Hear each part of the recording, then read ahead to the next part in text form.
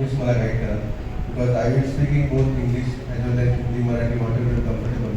Because आपले cosmopolitan city आहे, it's very no. So mix पण चालेल ना? Okay. So thank you very much from bottom of the heart Konkan दर्पण.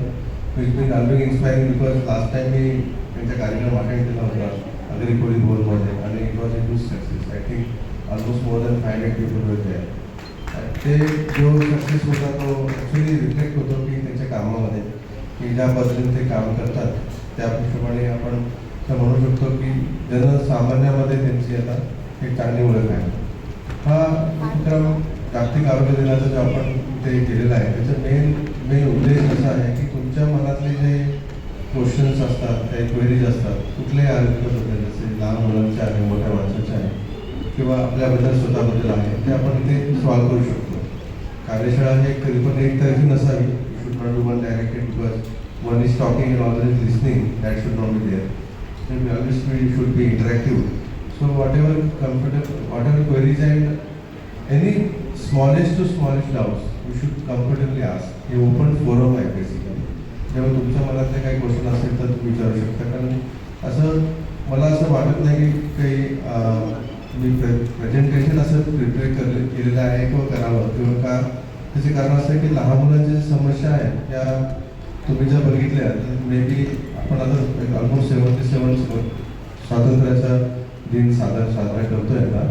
पण ओव्हर आपण बघितलं तर लहान मुलांचे काय प्रॉब्लेम्स आहेत या मागच्या 7-8 दशकामध्ये. तुम्ही जर प्रॉब्लेम पण नोटीस केलं तर एक maybe 80-70 years we are all struggling with infections. आपण बऱ्याच प्रकारचे इन्फेक्शन्स आपण स्ट्रगल करत होतो. आणि आपला जो सामाजिक जसं ठाकूर साहेबांनी सांगितलं की मी पनवेल महानगरपालिकेचा एक सदस्य आहे समजा, तर माझी महापालिका व माझी हेल्थ सिस्टीम कशी आहे याला जर आपण असेस करायचं असेल तर आपण कसं असेस करू शकतो. आपण रस्त्यावर फिरलो आणि बघितलं तर खूप सारं चांगले झाडे लावलेले आहेत, रस्ते चांगले आहेत, पाणी पुरवठा आहे, ते फक्त मर्यादित आहे का? नाही. आपले घर चांगले आहेत ते पण मर्यादित आहे का? नाही. आपला समाज चांगला आहे तो पण मर्यादित आहे का? नाही. ॲक्च्युली आपला जो इंडिकेटर ज्याला आपण हेल्थ इंडायसिस म्हणतो ते हेल्थ इंडायसिस फार महत्त्वाचे. इनफॅक्ट महानगरपालिकेने स्वतःचं रेट्रोस्पेक्टिव्ह जे केलं तर हेल्थ इंडायसिसच आपल्याला सांगू शकतात की ॲक्च्युली आपली महापालिका कशी आहे. ओके. तर आपण जसे पहिल्याच्या काळात सगळ्यात कॉमन हेल्थ इंडायसिस 3 होते आपल्याकडे. सगळ्यात इम्पॉर्टंट होतं maternal mortality.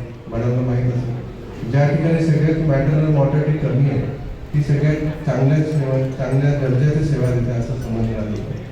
Second under 5 mortality. आपण अंडर 5 म्हणजे काय, लहान 5 वर्षाच्या आतमधल्या मुलांची मॉर्टॅलिटी रेट ते जर कमी असेल तर ते पण अतिशय चांगल्या प्रकारचं उत्तम दर्जा. कारण हे सगळे सेव्ह करायला फार डिफिकल्ट असतं, एवढं सोपं नसतं. जर मॅटरनल कॉम्प्लिकेशन झालं डिलिव्हरीनंतर तर किती डिफिकल्ट आहे तुम्ही मॅडमला पण विचारू शकता. आणि थर्ड असते इन्फंट मॉर्टॅलिटी, म्हणजे जन्मताच मुलं जर झाले तर किती प्रमाणात ते सर्वाईव्ह करू शकतात. तर हे इंडिकेट करतं की आपली हेल्थ सिस्टीम कशी आहे. आपण याला हेल्थ इंडिकेटर्स म्हणतो. आणि तुम्ही जर बघितले मागच्या वर्षामध्ये हेल्थ इंडिकेटर्स आपल्या सगळ्याकडे इम्प्रूव्ह झालेले आहेत. बिकॉज ओव्हरऑल त्याचे कारण असतं की आपली जागतिक दर्जाची सेवा आहे. इनफॅक्ट कालच एक हार्वर्डचा मेसेज होता, म्हणजे एक असेसमेंट होती की आपली जी इंडियन हेल्थ सिस्टीम आहे ही ॲक्च्युली जगामध्ये ऑलमोस्ट ऑन 5th, म्हणजे it is one of the top 5. Okay. पण टॉप 5 करायला एवढं सोपं नाही, कारण त्यासाठी आपले बॅकग्राऊंड असतात 3. एक स्वतः डॉक्टर असतात जे आपल्यासाठी फार महत्त्वाचे आहेत. कारण मी एकच असं म्हणू शकतो की आपले कधी पण लक्षात ठेवायचे की हे तुम्ही जर सर्कल 3 बघितले कधी पण तर त्याच्यामध्ये जो मेन फोकस असतो हेल्थ सिस्टीमचा तो डॉक्टर आहे. सेकंड पॅरामेडिक्स आहे. पॅरामेडिक्स म्हणजे जे आपण नर्सेस, असिस्टंट किंवा काही प्रकारचे जे सपोर्टिव्ह सिस्टीम्स. आणि थर्ड तुमची इन्फ्रास्ट्रक्चर. हे 3 गोष्टी जर जुळून आल्या तर I think we will have the best. We are on the 5th right now, but we may become class. Because कोरोनामध्ये आपण ज्या सेवा देऊ शकलो तेव्हा बाहेरचे लोकांना पण देऊ शकले नाही.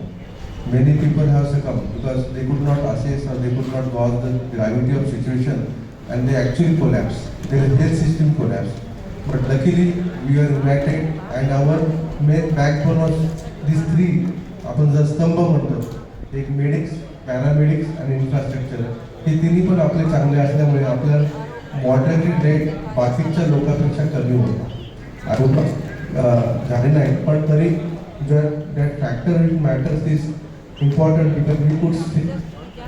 Okay, I mean to say की लहानपणामध्ये ह्या सगळ्या गोष्टी का महत्त्वाच्या आहेत, कारण ओव्हर टाईम आपण 80 वर्षाचा जर इतिहास बघितला आता, तर पहिले सुरुवातीच्या काही वर्ष आपण इन्फेक्शन 1960मध्ये सगळ्यात मोठा प्रॉब्लेम जो होता मलेरिया इन्फेक्शनसाठी, आणि त्यासाठी तुम्हाला because we are the first country to control the malaria eradication programme जो आपला इंडियाचा होता, that was the most successful all over the world.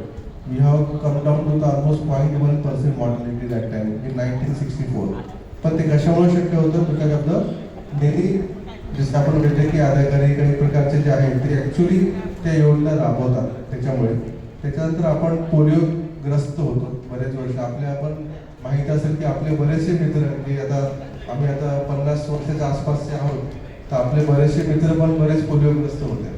तर many people and our school also must have seen some people were affected with polio, but we could overcome that another with the vaccination, and that is also considered one of the main key preventive strategy for infection control. आणि नंतरच्या काळामध्ये जसे जसे I would say 70s 80s मध्ये HIV आला. HIV was the first detected in Mumbai only, that is by our pediatrician from Jija Hospital.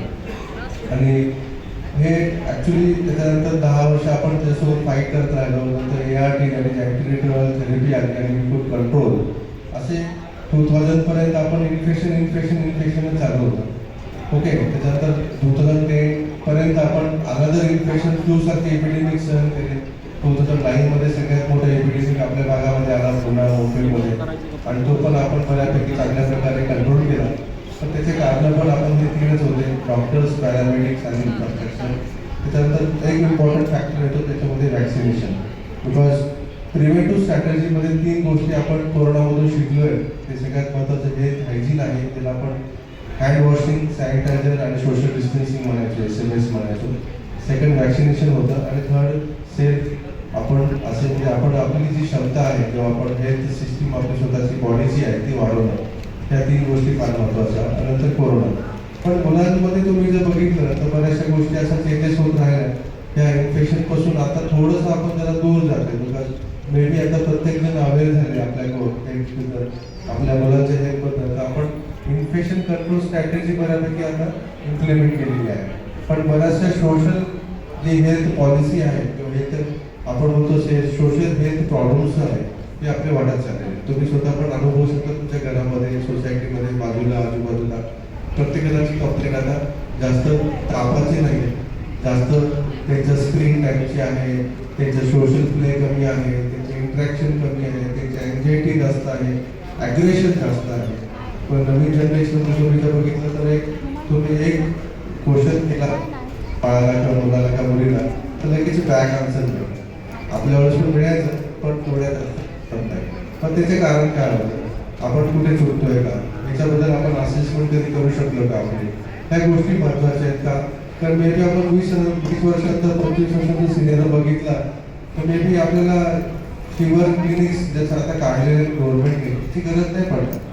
पण आपल्याला social clinics किंवा काउन्सिलिंग सेशन किंवा anxiety disorders clinics, psychological sessions, किंवा may be even in fact तुला aggression कमी कर काही गोष्टी करायला लागतील. किंवा इझिली अवेलेबल टूल्स आहेत. परवा तुम्ही फिनलँडचं तरी की रागाच्या भरात तरी बंदूक आणली घरातून आणि गोळीबार केला. ओके, पण का एवढं इझिली का झालं ते? तर तरी एक्स्ट्रीम स्टेप घेतली. कंट्रोल ओव्हर द माइंड जो आहे तो राहत नाही त्या वयामध्ये. ॲडोसंट इम्पल्सिव्ह व्ह्यूअर असतात, आणि इम्पल्सिव्ह व्ह्यूअरमुळे बऱ्याचशा गोष्टी आपण कळत नकळत करतो, आणि that impacts all social persons. Okay, so सांगण्याचा उद्देश असा आहे की हा जो चेंज ओव्हर आहे, हा चेंज ओव्हर थोडासा जो दुसरीकडे चाललेला आपला जो समाजाचा आयुष्य काय पहिले जे इन्फेक्शन सारखे आजार होते, आता हे जास्त करून सोशल किंवा मेंटल सारखे जास्त झाले. त्याला आपल्याला जर दूर करायचं असेल तर स्वतःला पण बदलायला लागेल.